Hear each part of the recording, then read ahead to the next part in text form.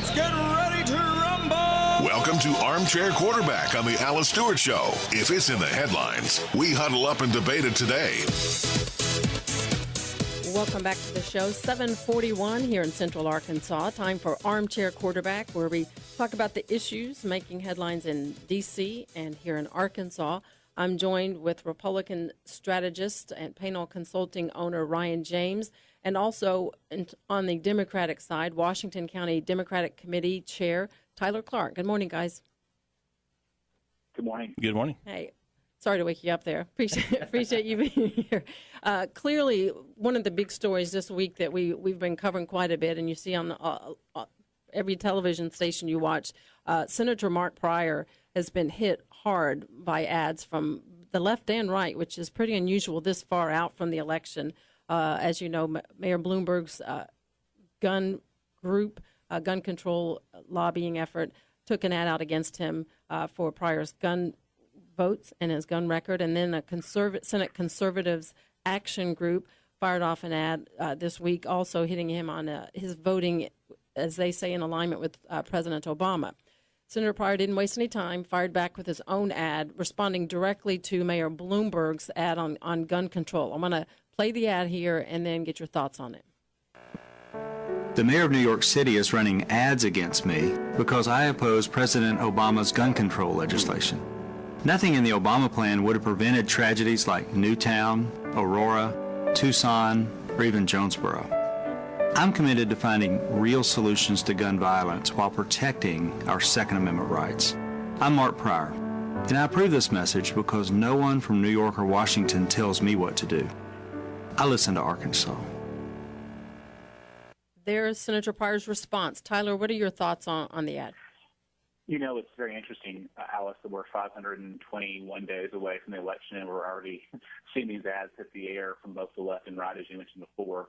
I think it's going to show that we're going to have a very contentious election cycle with outside money from both the left and right coming into Arkansas, so it's going to be a very interesting race.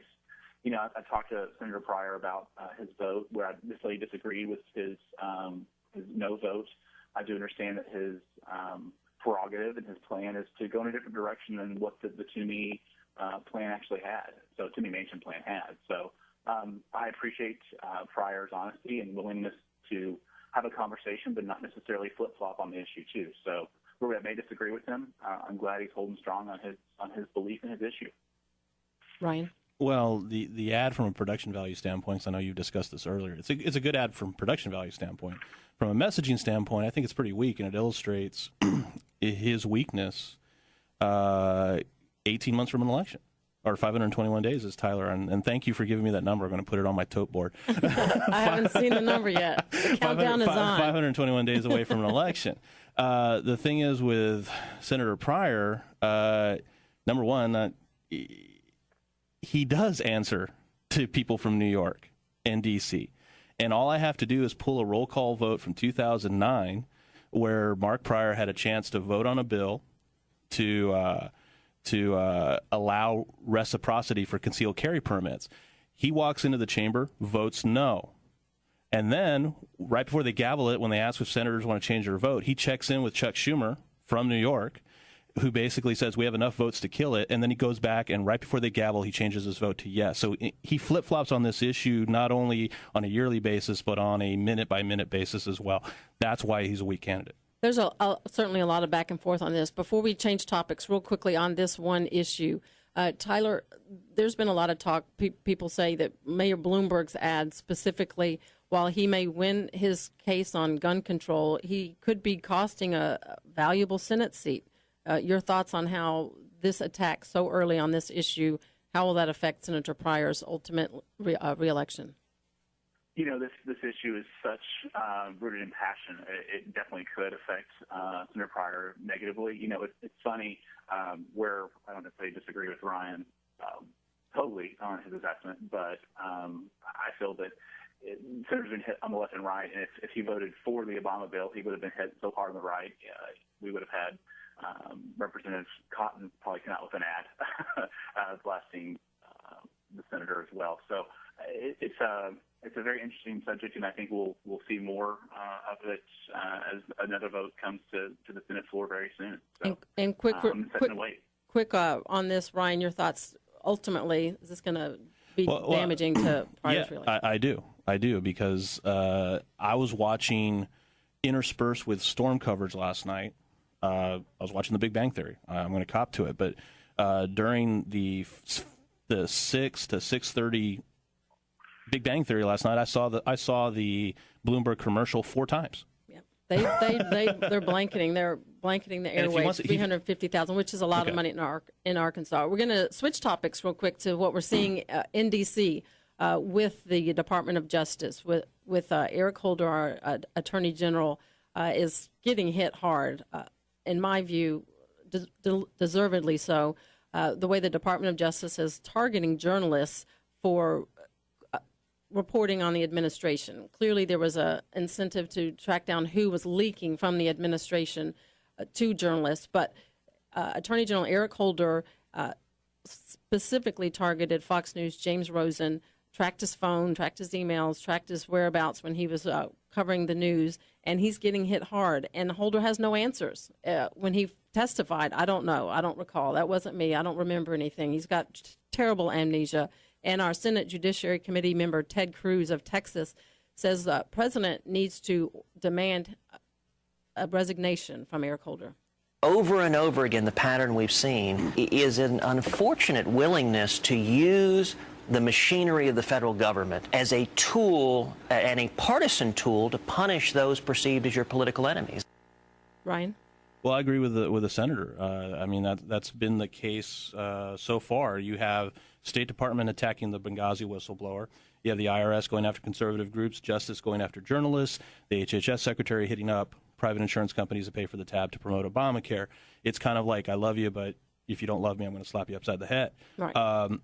The problem is, this IRS thing is the biggest problem, in my opinion, because it affects virtually every American in existence. The big problem is they essentially, with regards to the wiretapping and the reporters going after journalists, they essentially accused a reporter of being a criminal. So Holder could sign off on a search warrant instead of going through the subpoena process to get these records. And more importantly, he basically opened himself up for potential perjury charges when he was before House Judiciary. He told Hank Johnson, Democratic Georgia, basically that I haven't done anything in terms of prosecuting. Okay, you can't call somebody a co-conspirator, sign off on his deal, and say you haven't done anything that would potentially prosecute a journalist. I think he stamped his exit visa with that statement. Tyler, your thoughts? No, I disagree, Ryan. Whoever is creating the talking points of the GOP really needs to turn the page a little bit. I feel like this is deja vu, Alice. We talk about it every other week, and I feel like we're talking about the same thing over and over again. The GOP attacks on Eric Holder are not new. Marco Rubio, the very thirsty Marco Rubio, has been on Eric Holder for a long time. Mitt Romney as well. Just continued saber rattling, and it's getting really old, actually. I think what we need to focus in on is that there hasn't been any charges filed against this journalist. So I think that is the continued talking point that the GOP continue to hit on is the saber rattling that makes no sense to me. And again, I think it's important thing to be left with is the Department of Justice not filing any charges against a reporter. No, they just accused nationally James Rosen of being involved in illegal behavior in order to track his phone records. So I think it would be wise to prosecute a journalist, and I know he believes that, and I believe it as well. Ryan, what was the question? Here's what we're having. Staying on this topic to flesh this out. What we're seeing more and more. Jay Carney, in recent news conferences, they're splitting hairs on this issue. And instead of saying, well, we didn't prosecute them, it's almost as though Jay Carney is like Bill Clinton saying it depends on what your definition of the word is. While they did not, Eric Holder can't remember certain things, but he says, well, I never intended to prosecute him, but he targeted him like he was a criminal. Yeah, and what he said was, I'll agree with what Tyler said. What he said is, prosecuting is not a good idea. Did he ever prosecute James Rosen? No. But he in order to obtain records, instead of going through a subpoena process and going through the courts and giving James Rosen, his day in court to prove why he shouldn't give this, he went through the search warrant process, and how he got there was by accusing him of being a co-conspirator in basically a traitor, a traitor case.